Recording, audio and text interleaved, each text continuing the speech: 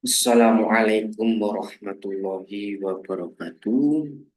Di sini saya akan mempresentasikan proposal rancang bangun absensi pegawai honorer atau non-PNS pada Dinas Koperasi Usaha Kecil dan Menengah Kabupaten Magetan. Berbasis web disusun untuk memenuhi syarat penelitian skripsi pada program studi S1 Teknik Informatika Universitas Negeri Surabaya. Disusun oleh saya sendiri Muhammad Aziz Tuhari dengan NIM 230515406 dengan dosen pembimbing Dr. Yuni Yamasari Eskom Mkom. Di sini saya membuat susunan daftar isi, yaitu daftar isi, daftar gambar, daftar tabel, bab 1 pendahuluan antara lain latar belakang, rumusan masalah, tujuan penelitian, manfaat penelitian, batasan masalah. Bab 2 kajian pustaka, yaitu tujuan umum objek penelitian dan lokasi penelitian, landasan teori penelitian terdahulu, kerangka pemikiran. Bab 3 metode penelitian, yaitu metode penelitian, jenis data, sumber data, metode pengumpulan data, metode pengembangan sistem, alat bantu perancangan sistem, analisa sistem berjalan, perancangan sistem, rancangan aplikasi, yang terakhir daftar pustaka.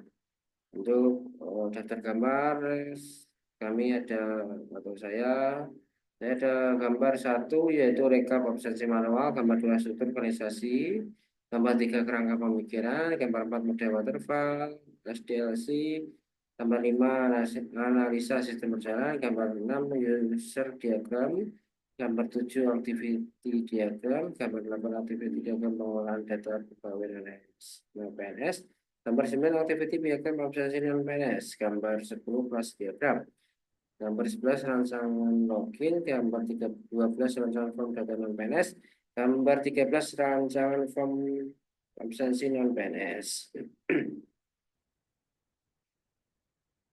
Untuk daftar tabel ada tabel penelitian terdahulu, tabel simbol-simbol diagram, tabel 3 simbol diagram kelas diagram, tabel 4 simbol-simbol aktiviti diagram, tabel 5 tabel user, tabel 6 tabel data pegawai non PNS, tabel 7 tabel absen non PNS.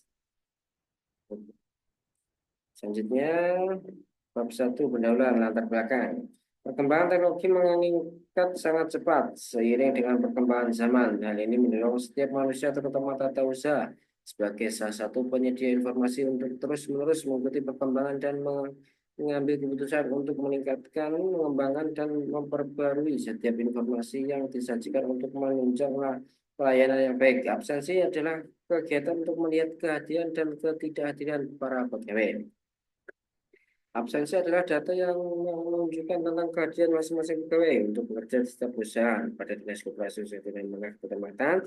Jadi beberapa bidang, salah satunya yaitu di sekretariat.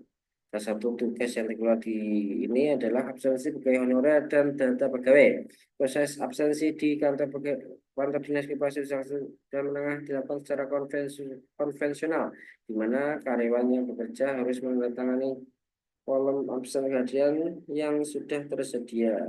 Untuk perlengkapan data, absen per bulan dilakukan setiap hari. Setiap akhir bulan yang diinput oleh operator di Microsoft Excel. Sebuah situs website sering dipanggil dengan sebuah web atau situs yang merupakan halaman informasi yang disediakan melalui jalur internet sehingga dapat diakses seluruh dunia. Aplikasi berbasis web untuk dilakukan absensi tersebut menggunakan bahasa pemrograman PHP dan untuk di database-nya sendiri menggunakan MySQL. Aplikasi ini memungkinkan lebih dari satu pengguna mengakses sistem pada waktu bersamaan dan menggunakan jaringan internet untuk memberitahuan perbaikan jalan melalui email. Dinas Koperasi Usaha Kecil Kabupaten Magetan merupakan penyelenggara urusan pemerintahan di bidang sekretariat yang berkedudukan di bawah tanggung jawab Kepala Dinas melalui sekretaris yang bertempat di Jalan Pemerintahan Nomor 15 Magetan. Nah, adapun tugasnya melaksanakan kewenangan yaitu sistem pengembangan kooperasi yang dan usaha kecil dan menengah. Dalam melaksanakan tugas pada Dinas Koperasi Usaha Kecil dan Menengah untuk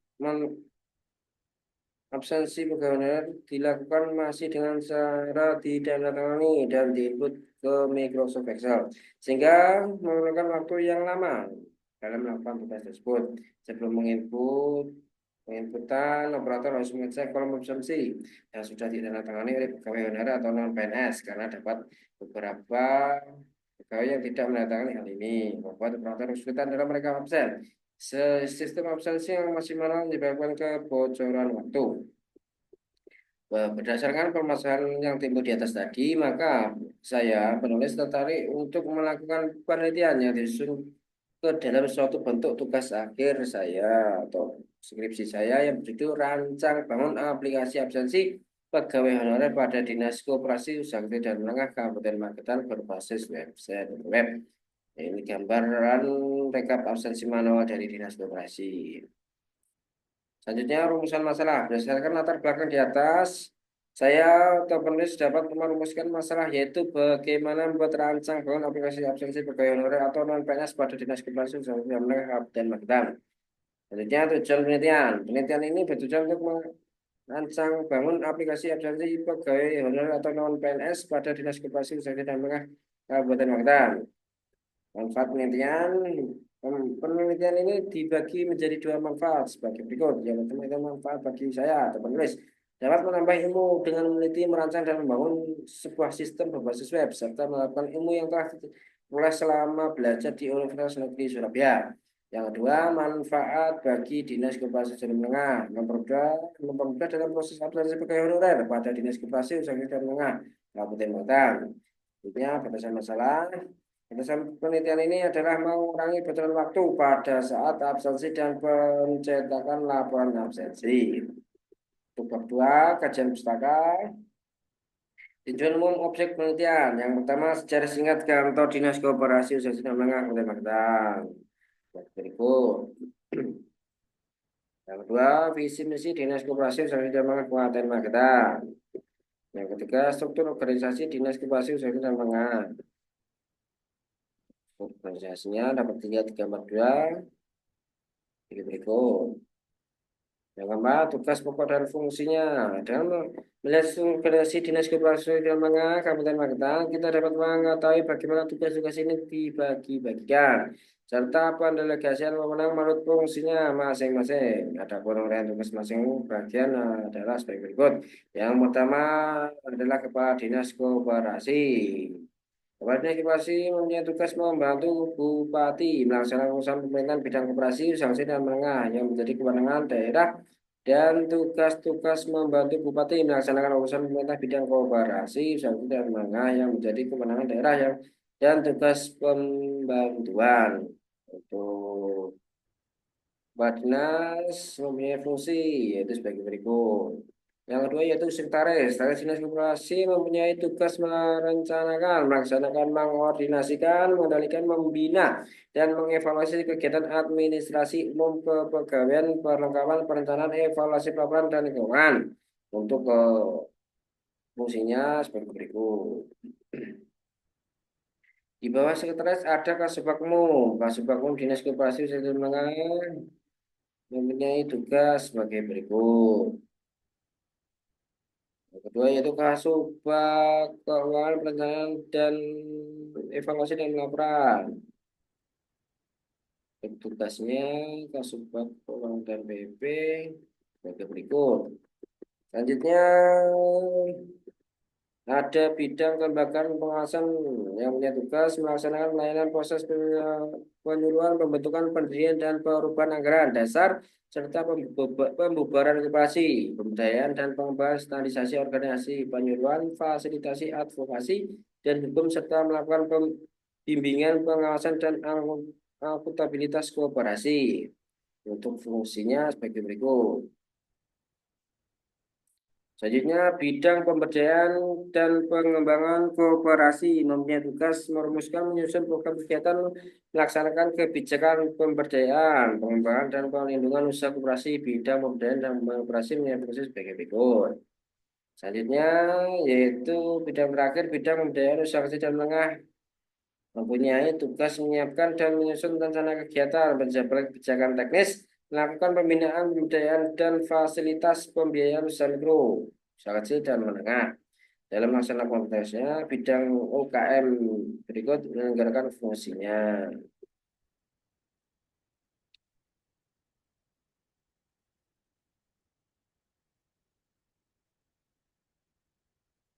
Ini objek penelitian dan lokasi penelitian. Adapun yang menjadi sasaran dan dalam penelitian untuk mendapatkan jawaban maupun solusi dari permasalahan yang terjadi di kantor Dinas Koperasi Usaha Kecil dan Menengah Kecamatan bertempat di Jalan Tripandita nomor 15 Magetan. Mandasari yang pertama pengertian rancang bangun. Yang kedua pengertian aplikasi.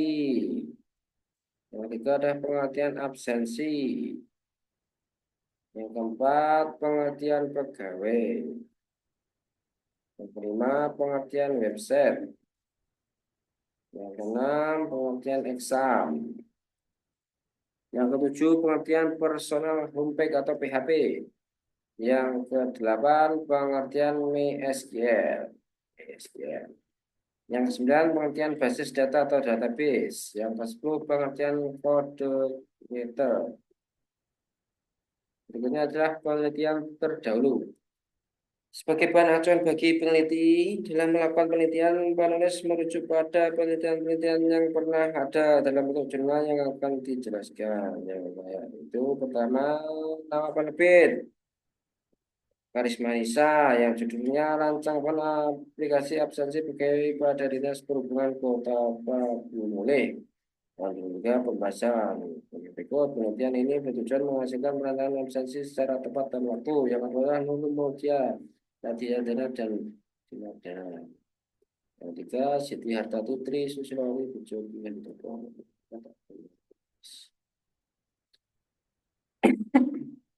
Berikut selanjutnya kerangka pemikiran. Kerangka pemikiran adalah model konseptual tentang bagaimana teori berhubungan dengan berbagai faktor yang telah diidentifikasi sebagai masalah yang penting. Berdasarkan pertimbangan tersebut, maka kerangka berpikir harus memulai dengan menegaskan teori apa yang dijadikan landasan dan akan diuji dalam penelitian. Berikut gambar kerangka pemikiran, yaitu ada kondisi, tindakan, kondisi. Kondisinya, usaha sebagai di dinas koperasi, usaha masih metode manual. Tindakannya merancang suatu aplikasi absensi berbasis web pada dinas koperasi usaha kecil dan menengah. Selanjutnya bab 3, metode penelitian. Untuk memastikan bahwa jalan dan hasil penelitian tidak melenceng dan sesuai dengan tujuan yang telah ditemukan, pada bab ini memaparkan langkah-langkah cara garis besar dalam menjadi pedoman untuk melakukan penelitian. Yang pertama, metode penelitian.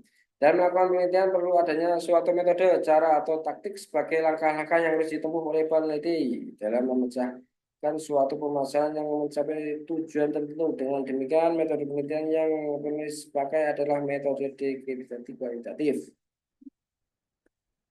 Yang kedua yaitu jenis data. Penelitian ini menggunakan data kualitatif. Data kualitatif ada data berupa kata, kalimat, narasi, gerak tubuh, ekspresi wajah, diagram, gambar, dan foto. Yang tiga, sumber data. Sumber data yang diperoleh dalam penulisan tugas akhir ini atau skripsi ini adalah data primer dan data sekunder. Yang pertama data primer. Data primer adalah pengumpulan data dan sumber pertama yang biasanya perlu dengan menggunakan metode kuesioner atau metode wawancara. Yang kedua metode sekunder. Data sekunder adalah menggunakan bahan yang bukan dari sumber pertama sebagai sarana untuk memperoleh data dan informasi yang menggunakan studi perpustakaan biasanya digunakan oleh peneliti. Selanjutnya metode pengumpulan data.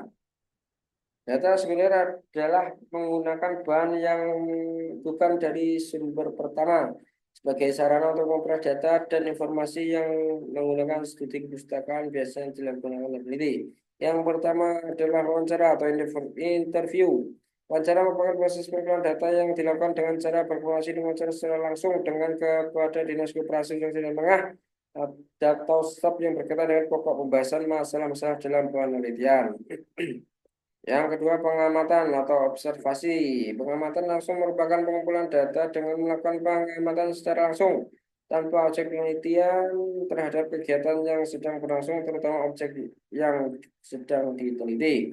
Yang ketiga, studi kepustakaan. Suatu cara mengumpulkan data dari kata perpustakaan yang jurnal dari teori-teori yang didapat di perkuliahan. Yang keempat, dokumentasi. Pada setiap ini penulis melakukan pengumpulan data dengan cara mengutipkan beberapa dokumen penting berkaitan dengan informasi berhubungan dengan pembahasan pengurusan di Dinas Kepala Sumber Daya Menengah Kabupaten Batam. Selanjutnya adalah metode pengembangan sistem. Metodenya waterfall. Ada sebuah metode dalam pengembangan software yang mana pengajarannya harus dilakukan secara berurutan. Rekayasa perangkat lunak sebagai berikut: analisis, desain, pembuatan kode, pengujian.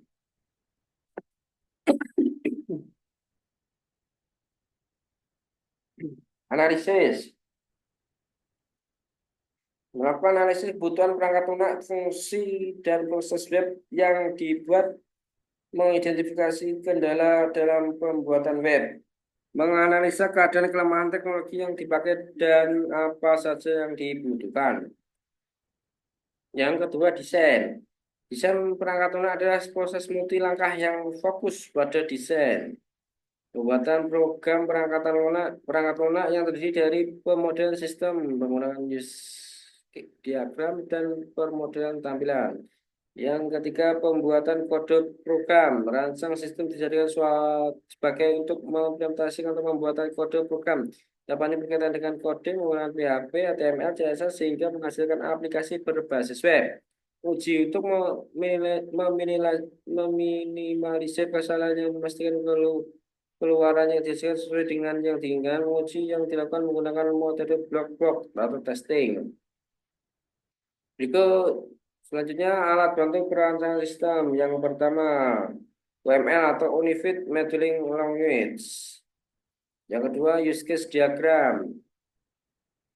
Berikut use case diagram dari tabel. Untuk simbolnya ada use case, definisinya fungsional. Disediakan sebagai unit-unit saling bertukar pesan antar unit. Yang kedua, aktor, orang atau proses sistem lain yang berinteraksi dengan sistem informasi yang dibuat di luar sistem informasi yang akan dibuat sendiri. Nah, ini asosiasi atau association komunikasi antara aktor dan use case yang berpartisipasi pada use case memiliki interaksi. Mungkinnya atau ekstensi realisasi use case ditambahkan ke sebuah user atau use case di mana use case yang ditambahkan dapat berdiri sendiri walau tanpa use case tambahan itu. Jadi, makanya ikut realisasi use case tambahan ke sebuah use case di mana use case yang ditambahkan memerlukan use case ini untuk menjalankan fungsinya. Kelas diagram. Kelas diagram terdapat tabel simbol-simbol kelas diagram yang yaitu simbolnya ada kelas pada struktur sistem. Yang kedua, antarmuka atau interface sama dengan konsep interface dalam program realisasi objek. Asosiasi atau association realisasi antar kelas dengan makna umum. Asosiasi biasanya juga disertai dengan multiples. Asosiasi atau berarah atau directed association realisasi antar kelas dengan makna kelas yang satu digunakan oleh kelas yang lain. Generalisasi atau realisasi antar kelas dengan makna generalisasi spesifikasi umum khusus. Yang keenam, kebergantungan atau dependensi realisasi antar kelas dengan makna kebergantungan antar kelas. 7. Agensi atau connection realisasi antar kelas dengan makna sama dengan activity diagram. Terdapat tabel 4 simbol-simbol activity diagram. Ada simbol status awal. Status awal activity system sebuah diagram. Activity memiliki sebuah Terus awal, aktivitas yang dilakukan sistem biasanya diawali dengan kata kerja. Percabangan, asosiasi penyamaan di mana jika ada pilihan aktivitas lebih dari satu. Menghubung, asosiasi penggabungan di mana lebih dari satu aktivitas digabungkan menjadi satu.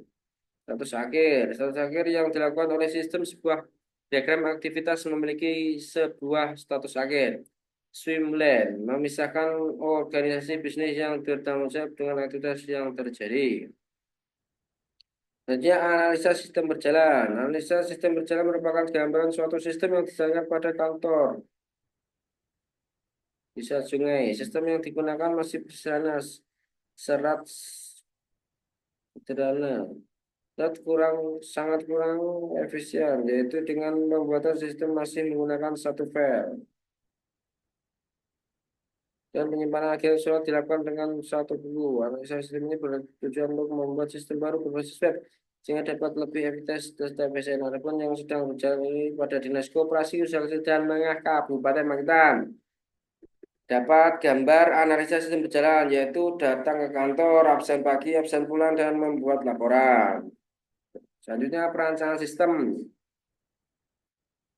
Yang pertama, sistem yang sedang disusun dalam pekerjaan yang melakukan postingan pendapatan anggaran dan pengeluaran anggaran pada aplikasi yang sudah dibuat. Data yang telah diposting tersebut bisa masuk dalam database pada exam dan kemudian akan dikelola oleh bagian bendahara. Dalam hal ini, bendahara akan memberikan rekap dan data keuangan yang telah direkap pada PDF yang kemudian akan menjadi laporan keuangan yang akan diserahkan pada pimpinan. Rancangan sistem, pelajari yang biasa berdasarkan yang diperoleh penulis membuat perancangan sistem akan usulkan untuk bentuk use case, diagram activity, diagram kelas, diagram. Yang pertama use case. Berikut gambar use case diagram yang diusulkan. Ada halaman login, masukkan user, dan password, login. Selanjutnya kelola data non PNS, kelola absensi non PNS, dan log off. Berdasarkan gambar di atas, rangkaian use case diagram dari halaman login kita akan melakukan user dan password. Setelah itu login masuk dan dikelola dalam data dan juga absensi. Itu ada activity diagram, activity login yang diusulkan ya, pada Pak Admin. Random halaman login masuk user dan klik login tampilan halaman utama. Selanjutnya activity diagram pengolahan data non PNS. Ada admin data non PNS, menampilkan halaman, melakukan upload data non PNS, klik simpan, tampilan data non PNS, klik cetak, tampilan cetak. Activity diagram absensi dan PNS. Pengolahan absensi non PNS atau data pegawai honorer. Pilihan absensi non PNS menampilkan halaman, melakukan rekrut absensi non PNS, klik simpan, tampilan absensi non PNS, klik cetak, tampilan cetak. Selanjutnya kelas diagram, itu ada data non PNS. Nah, isinya ada nama, status, tempat, tugas, pendidikan, username, dan password. Jadi menu admin ada data non PNS, tanggal dan nama pegawai. Selanjutnya rancangan tabel. Tabel user bagi berikut: ID user, username, password, nama user, level. Selanjutnya tabel data pegawai non PNS, ada ID, nama, status, tugas pendidikan. Nah, tabel absen non PNS, nama, ID PNS, nama, ID absen, tanggal absen, nama pegawai dan keterangan. Rancangan antarmuka meliputi rancangan halaman login, halaman data PNS, data non PNS, halaman absensi non PNS, dan halaman absensi non PNS. Rancangan halaman login admin bagi buku. Rancangan halaman data non PNS bagi buku. Berikutnya rancangan absensi non PNS bagi buku. Itu daftar pustaka yang kami sebagai rujukan untuk membuat proposal skripsi saya. Demikian presentasi dari saya, kurang lebihnya mohon maaf. Akhir kata, wabillahi taufiq wal hidayah. Assalamualaikum warahmatullahi wabarakatuh.